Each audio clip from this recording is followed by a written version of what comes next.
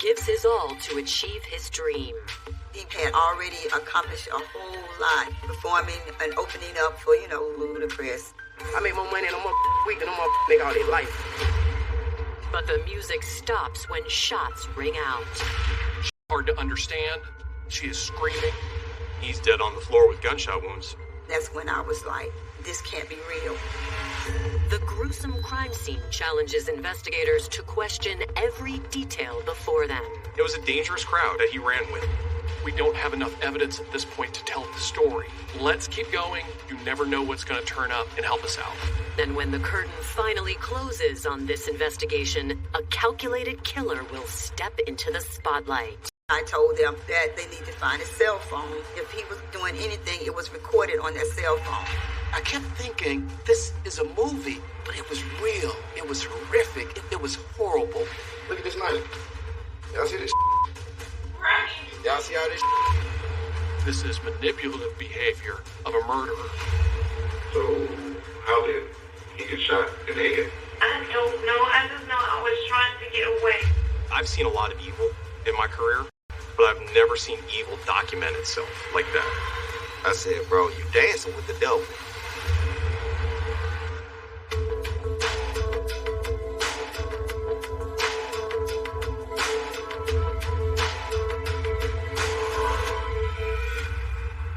December 29th, 2017. It's 10:50 p.m. in Clayton County, Georgia, as a call breaks the silence of the 911 dispatch center. There was a 911 call that was placed by a neighbor. Ciera Harp had knocked on her neighbor's door kind of frantically. She was holding her 3-year-old daughter, Angel. The neighbor can tell, number one, that she's been stabbed multiple times. Number two, that she's been stabbed seriously. When police arrive, they quickly encounter the victim, 28-year-old Ciera Harp. She was hysterical. No one could understand what she was saying, and she was bleeding heavily. Her neighbor, who called 911, tells police that Ciera lives in a nearby apartment with her child's father, Raheem Grant. The neighbor had kind of gotten a little bit of information about that there had been a domestic, but she had no idea where Raheem was. And so the neighbor actually locked the door behind them because she was concerned that Raheem was going to come after Ciera in some way, shape, or form. Officers cautiously make their way to Ciera's apartment. Front door. They made a turn to the left, and that's where they were first confronted with Raheem's body. Most of the bottom of his body was in the bathroom, and then the top portion of his body was laying face down in the bedroom. Officers were able to observe at least 3 bullet wounds, 2 in his back and 1 in his head. Police realized pretty quickly that he was not alive when they got there. With an apparent homicide and an injured victim on their hands, first responders quickly called detectives to the scene. In the bedroom area, they see that the mirror had been pierced by a bullet. There were perforations in the wall. There was a lot of blood on the wall. They found 7 shell casings. They found a few around his body, and then 1 was actually on the bed. Detectives find a driver's license and are able to confirm that the deceased is Raheem Grant.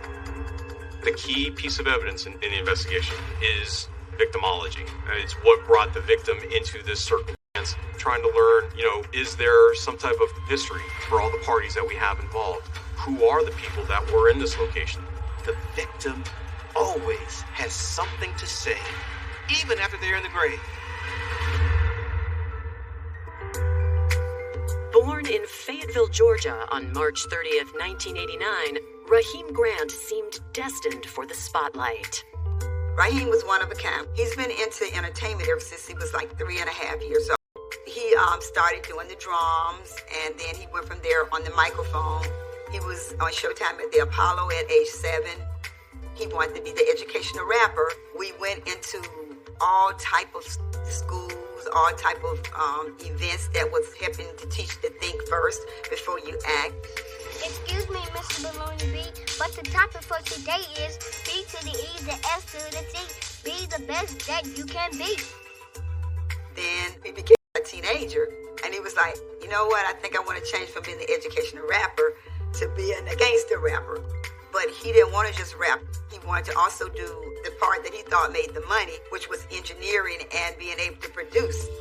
He was almost a savant, if you will, as far as in the music industry, as far as how he knew the theory of it and how to mix music for other artists. By the age of 26, Raheem was well on his way to establishing his rap career under the name Red Beezy. He had already accomplished a whole lot, performing and opening up for, Ludacris, opening up for big artists as well as, when we did the concert at Tuskegee, Master P and everybody, Goody Mob, all of them, they knew him. Full encounter with a fan named Ciera Harp. She went up like she wanted an autograph. She was like, Red Beezy, not only thank you for the autograph, but listen, can I ask you for a job? And he was like, what you do? And she was like, well, we do like promotion in the clubs. And she said, I would like to help promote your next event. Ciera thought this was a pathway to the future. He was like, well, okay, I'll give you a shot. And that's how it got started with her, with him. But 2 months later, Raheem's working relationship with Ciera took a turn. She told me she was pregnant. And I said, oh, you are? Do you know the baby father? And she was like, yeah, Raheem is my baby father. And I looked at her, I was like, what? On November 20th, 2014, Raheem and Ciera welcomed a baby girl named Angel Grant. He loved his daughter, and when he got this daughter, he became his dad, and he changed, his whole world changed. It starts to mature him a little bit. He has a baby girl, and he wants the best for her. Though he loved being a father, Raheem wasn't ready to settle down and start a family. He said that Ciera, her mama, she's only the baby mom. Ciera didn't think they were in a traditional monogamous relationship, and I believe that she was okay with that. When a child is born out of wedlock, meaning the parents aren't married, and the child has not been legitimated by the father, the state does not recognize him to be the father of that child. He literally had zero rights to his child. So he was basically at the mercy of Ciera to be able to see his daughter. Even without legal custody of his daughter, Raheem stepped up and did everything he could to smoothly co-parent with Ciera. Ciera was living with Mr. Grant. Their status was not in a relationship at that time. The understanding was that they were going to co-parent, and he allowed her to live there. I saw Raheem on a regular basis with his daughter out in the community. They'd be riding on her little tricycle. I would see a lot of him. Pool parties, he'd come with the baby. You could tell she was very happy. He had one eye on his career, getting as high as he could, as popular as he could in the rap game, but he had another eye on her. He wanted to make sure that whatever she needed, he was going to provide for her, and that's why he was so energized and so ambitious about his career. By December 2017, Raheem was ready to embark on his first national tour. This tour was going to be city to city to city. We was going to be going for a year. I was excited for him and nervous at the same time because He wanted this gangster personality, and that's a dangerous crowd that he ran with. He chose that persona. He chose that way of life. he would always tell me, Mom, I'm not going to live to get 25. He would always tell me that. And I'm like, will you stop saying that? And he would be like, seriously, I'm for real.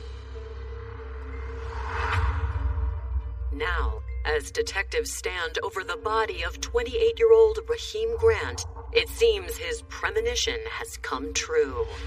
Police arrived to Raheem's apartment and found him dead. Detectives immediately begin processing the scene. The neighbor had suspected that there had been a domestic incident between the two of them. Now they find Raheem dead. While investigators secure the scene, another theory of how Raheem may have died begins circulating through the neighborhood. There were some allegations that Raheem was involved in gangs and he was selling drugs and that maybe somebody came in and shot him. You never want to assume anything about a victim or a defendant. Just because someone has a persona, looks a certain way, has certain tattoos, is affiliated with any other people, you never assume anything about them. Police police were befuddled. They were trying to figure it all out, and at that point, Ciera wasn't helping. She was fighting with the medical techs. She was combative. She did not want to be dealt with. She was intoxicated. Her blood alcohol content is approximately 3 times the legal limit. She was drunk. Ciera is also severely injured. Ciera has been stabbed in her legs multiple times. The largest stab wounds was right above one of her tattoos. There was blood just pouring from her leg. Because she was wounded, paramedics had to take her to the hospital. She's whisked away to surgery because they're concerned that she may lose too much blood and lose her life. Her daughter was taken into defects custody and then turned over to Ciera Harp's mother. Unable to speak with either Raheem or Ciera, investigators are left with more questions than answers. We kind of started putting the pieces together from friends at the apartment. It was difficult to see the truth about what happened. Coming up, the crime scene tells a troubling story. There were shell casings. There was a lot of blood on the wall. They told me he was the aggressor and she was the victim. She wasn't going to stand up for her son if he had done the things that she alleged. She wanted to know the truth.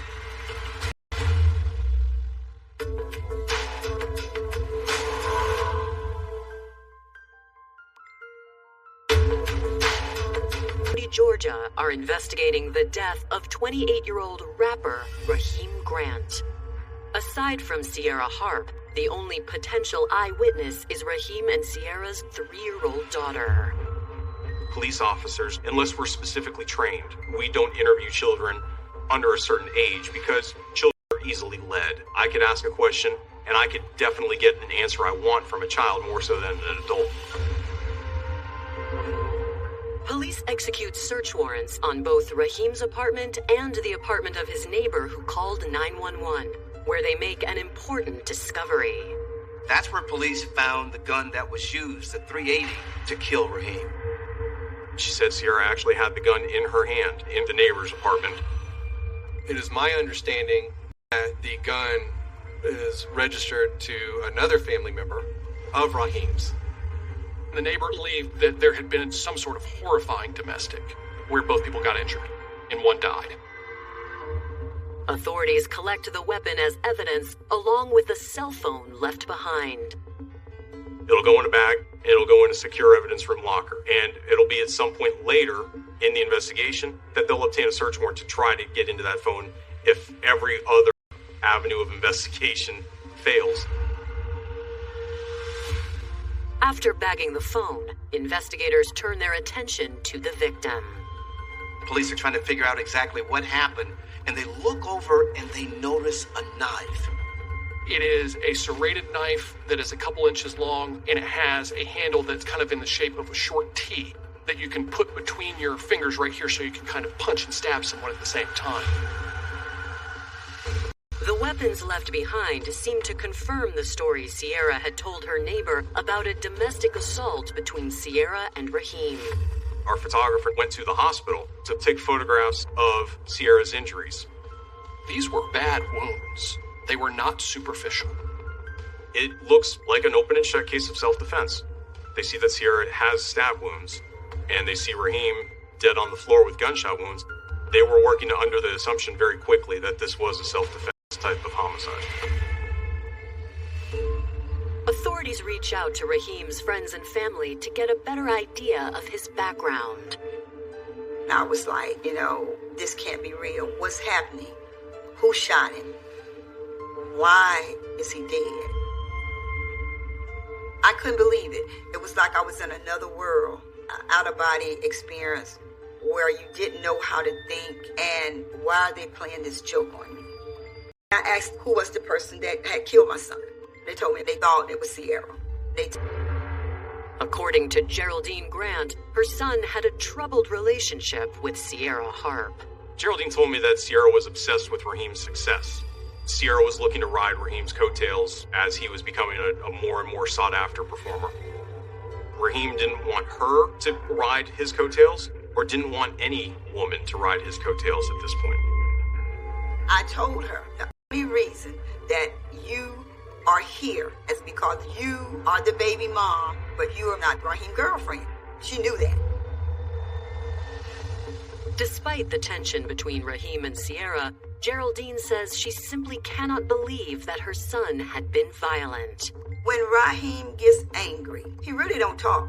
He'll say, you know, I'm not even going there with you. I have never seen him hit a girl. I have never seen, that's what I kept telling him, never.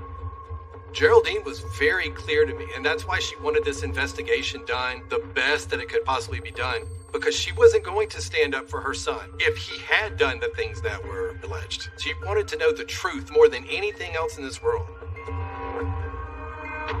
But the only person who can give a statement about what happened is still unable to talk to authorities. Ciera is unconscious in the hospital. She was sedated. I don't think she spoke to police for days. On January 2nd, 4 days after the murder, the Georgia Bureau of Investigation conducts an autopsy on Raheem Grant. Raheem had been shot in his upper back, his lower back, twice in one arm, twice in the other arm, and once in the head. She's a tiny girl. I wouldn't classify anything as overkill in a self-defense scenario. But one detail concerns investigators. Assuming that this was a self-defense type of homicide. It doesn't explain how he got the bullet wound at the top of his head. Was there any point in time during this occurrence that danger was eliminated without having to take a life? You can't tell me that there wasn't a point in time where he wasn't to the point where she could have left that apartment building without having to take his life. The autopsy also reveals Raheem suffered from superficial stab wounds. There was already injuries that you could document before shots were fired.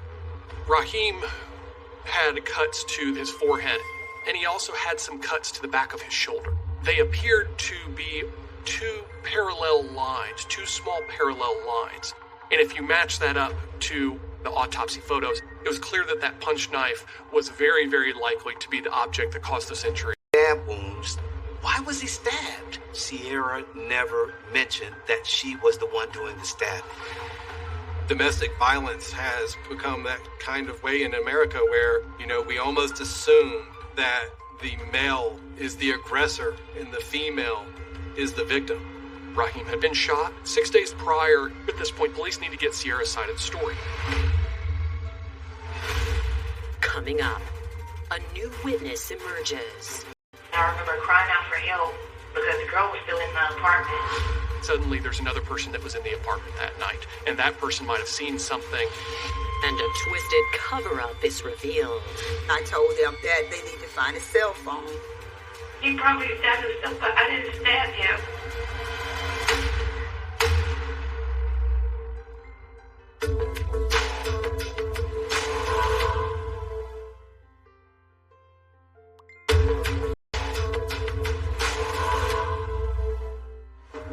Though the shooting death of Raheem Grant was originally believed to be an act of self-defense, new clues now suggest the case might not be so simple.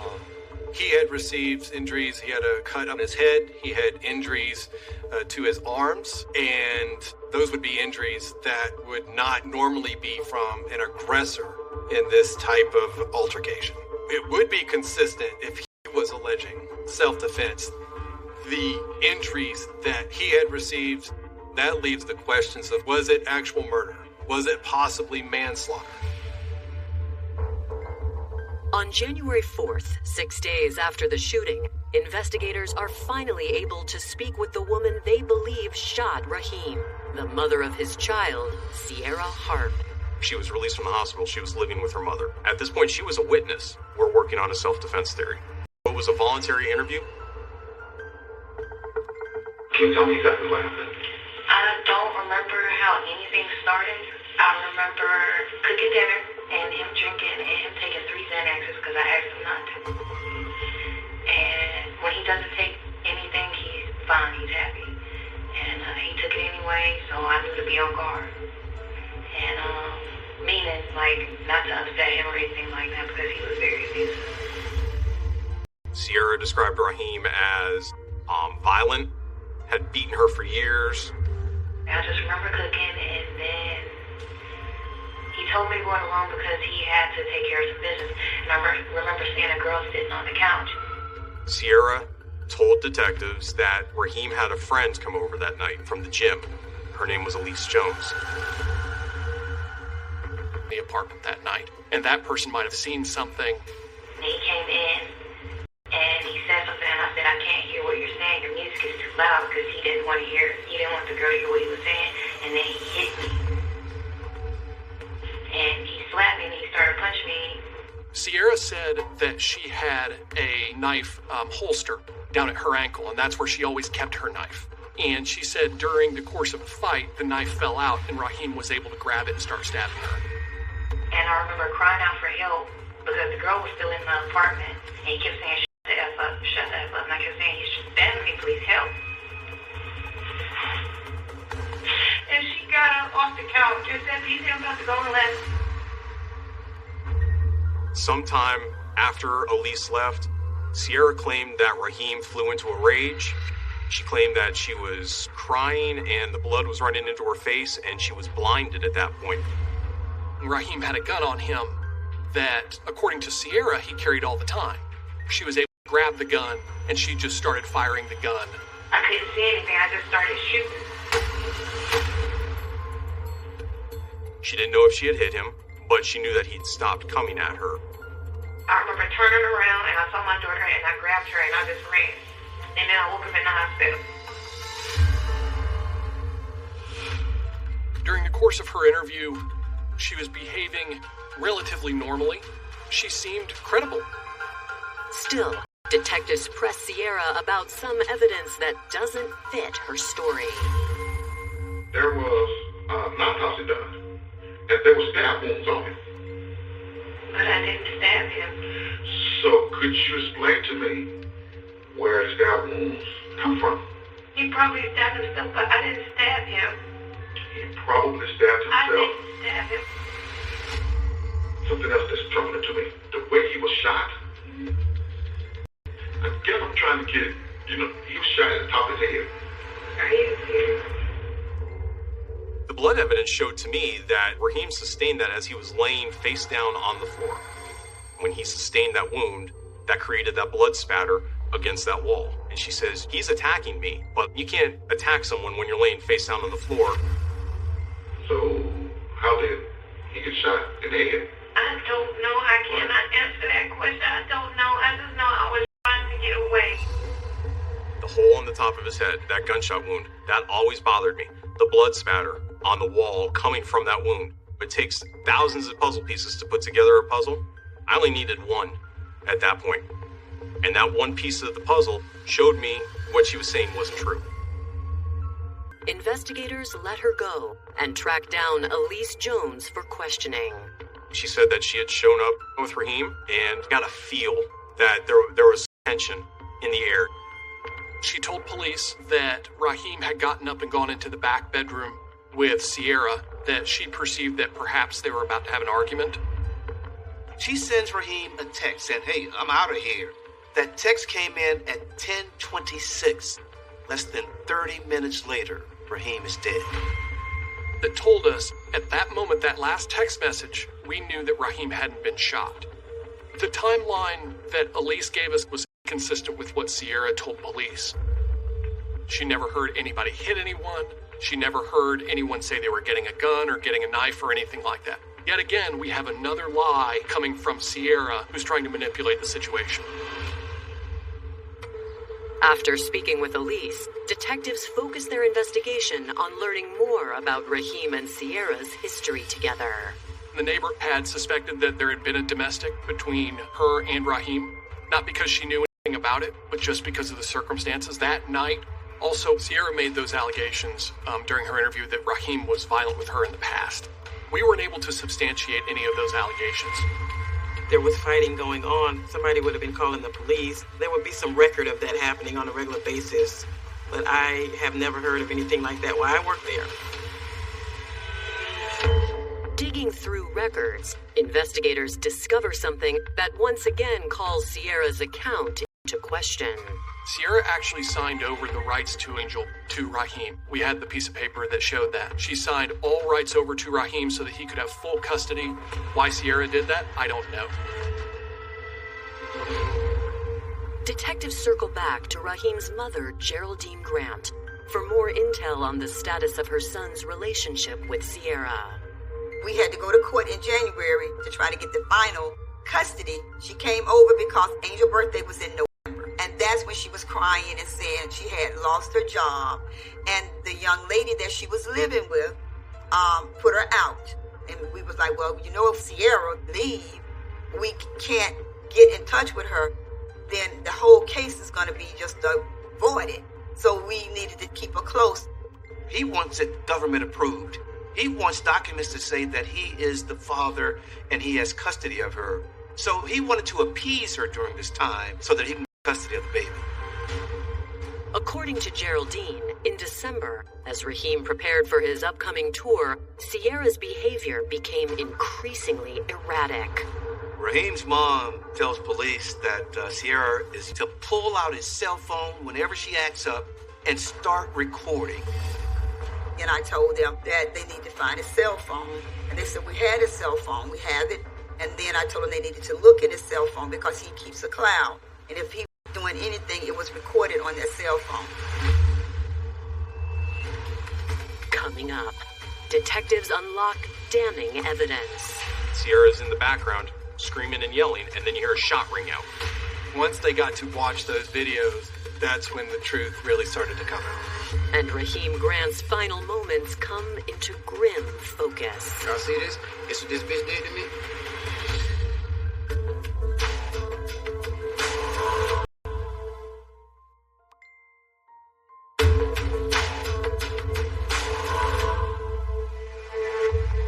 After a month of investigating the shooting death of Raheem Grant, investigators believe they might have footage of his last moments in their evidence locker that could be damning to Ciera Harp's claim of self-defense. At that point in time, investigators wanted to know, was there any recordings on Raheem Grant's phone? No one knew the passcode.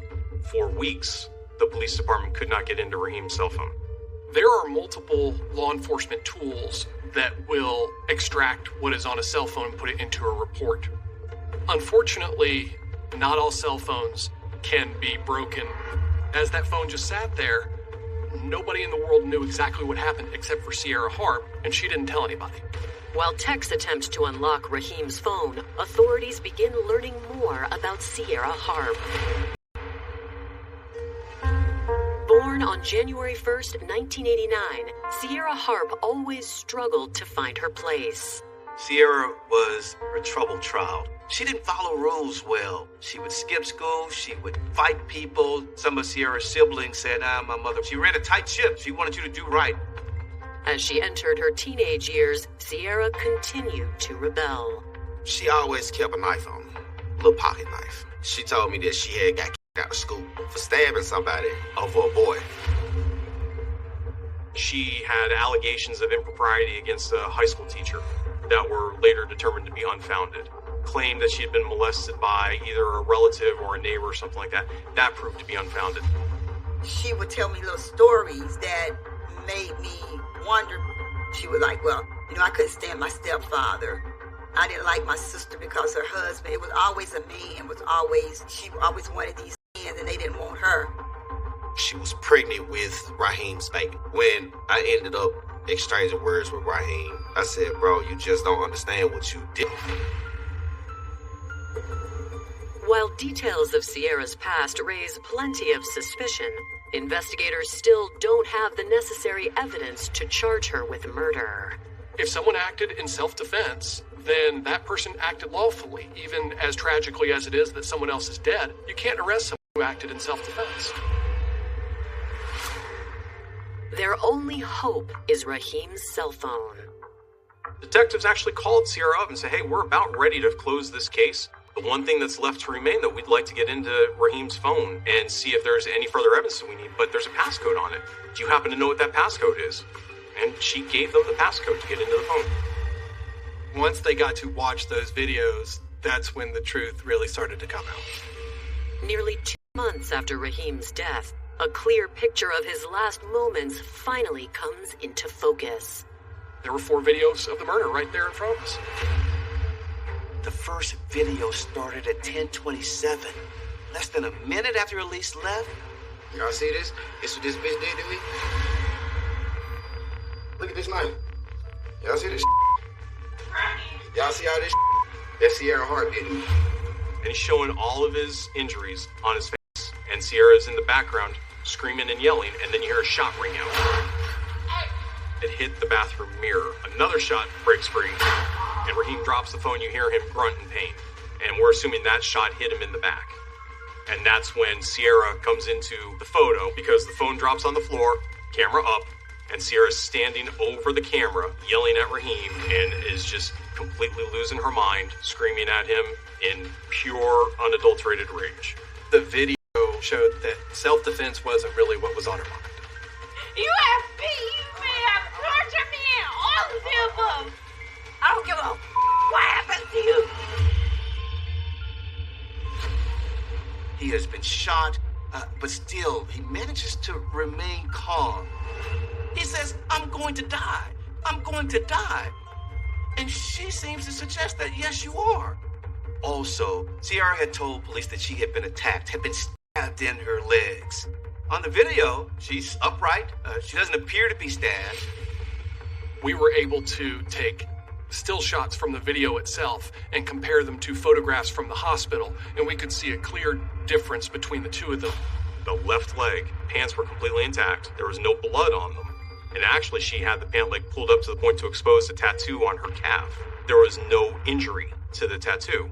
So you could tell that that wound occurred after the video had been taken.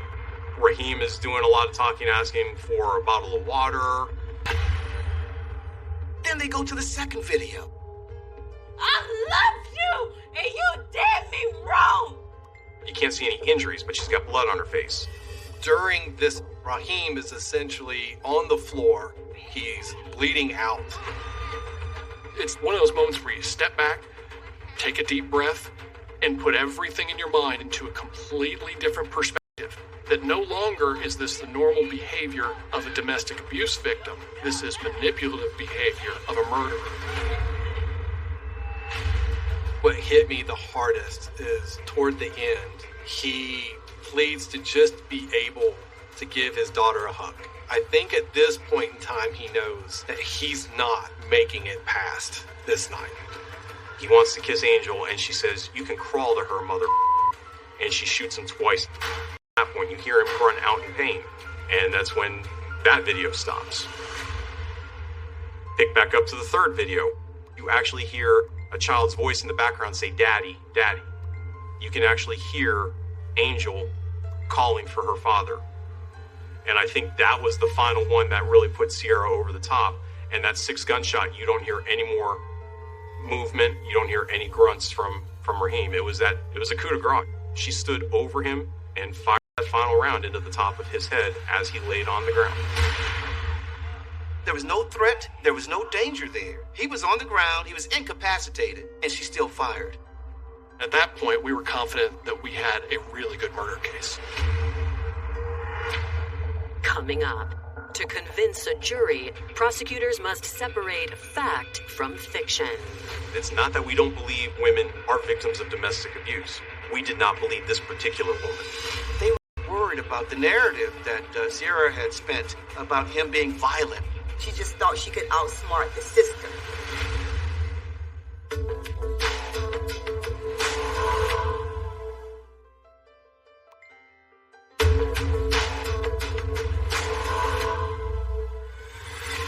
On February 22nd, 2018, authorities in Clayton County, Georgia arrest 29-year-old Ciera Harp for the murder of Raheem Grant after discovering video evidence of his horrific murder.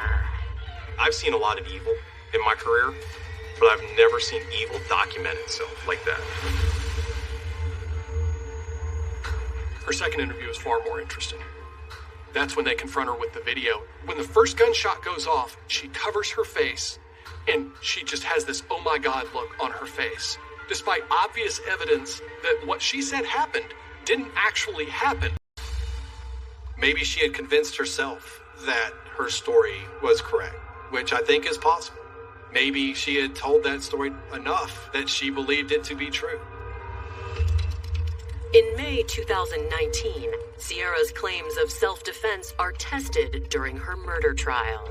Our theory is she pulled the knife that she admitted she always carried and started swinging it around, and that's when Raheem received those superficial wounds to his face. That's when he picked up his phone and went into the bathroom and started video recording and showing everybody that could see the video what she had done to him. I think when she realized that now he was documenting the injury she inflicted upon him and she would have to explain that, that's when she pulled his .380 out and she shot him. Ciera's defense team does their best to combat the video evidence. The defense strategy was twofold. Number one, it was to claim self-defense, that night that she was acting in self-defense. The other strategy was to combine that with the battered person syndrome. What Georgia law says is you can use self-defense when it's reasonable to, if you believe you need to defend your life upon imminent injury. What's important there is if it's reasonable. That's where a battered woman's defense comes into play, because it examines whether or not that belief is reasonable or not. You could argue that maybe her reaction was excessive, but in the context of somebody who experienced multiple traumas, past abuse, that reaction is justified and needed. Those closest to Raheem and Ciera paint a different picture on the witness stand. Ciera was never crazy. She was always a person that thought out carefully what she did. Everything she did was logical. She was logical in that she stabbed herself afterward to try to make it look like self-defense. She grabbed Raheem's cell phone and ran with Raheem's cell phone. The 4 videos, approximately 13 minutes long, mostly show her, and the whole time she is screaming at him about how he has beaten her, all the things that he has done to her. I kept thinking, this is a movie. As I'm watching in court, this is a movie. But it was real. It was horrific. It was horrible. In her mind, this rant that she goes on in the video is going to further show the investigators how much of a victim she was. She just thought she could outsmart the system. Everybody wanted to say, she looked innocent. Prosecutors had to be worried about the narrative that Ciera had spent about him being violent, that he had a... It's not that we don't believe women are victims of domestic abuse. We did not believe this particular woman. Maybe she didn't cold-blooded kill him like she just did. So we went to great lengths to make sure that the public knew, hey, your district attorney's office is here to represent you, but we will represent true victims. Ciera Harp was not a victim in this case. Raheem Grant was the victim. On May 22nd, Ciera Harp's cries of self-defense to the jury go unheard, and she is found guilty of 6 counts of aggravated assault and malice murder. I think the video provided a backdrop was it would rebut any type of defense that her team would try to put up. A jury would be able to see what a defense lawyer would say might have happened that night, but the jury actually saw, when we provided those videos, what did happen that night, and that's rare. Raheem deserves a lot of the credit. Raheem solved his murder for me. I don't know if justice can ever be served on a case like this. It's not just justice for Raheem, it's justice for Angel. Angel was robbed of her mother and her father in one night. Angel feel a little bit better. But she misses her dad every day and she talks about him every day. And her thing is, I don't know, why would she kill my daddy? He was a great daddy. I guess the biggest tragedy is we'll never know. We'll never know fully what we lost. We don't know what kind of career he would have had. We don't know what impact he would have had on Angel. I want Raheem to be remembered as a great son, great father, great person, and let the world know that he was about being there for others, and he loved his daughter.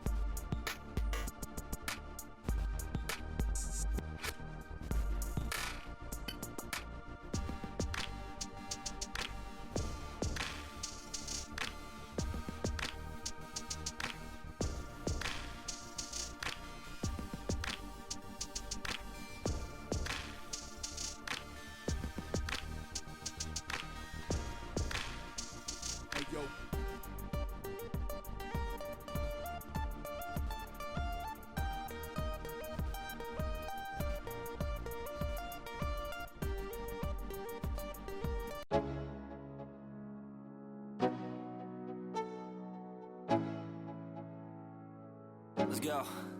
Yo, I'm like an addict, do I gotta have it. I ain't even playing, got a really bad habit. If it moves, gotta grab it, fuse like a magnet. Lose, won't have it till I'm doomed in a casket. I ain't playing, got a weird mind. If you work 8 hours, I'ma work 9. If the shoot tastes sour, you should taste mine. I'ma stay in power for a long time. Get up, nah, I ain't a quitter. Talk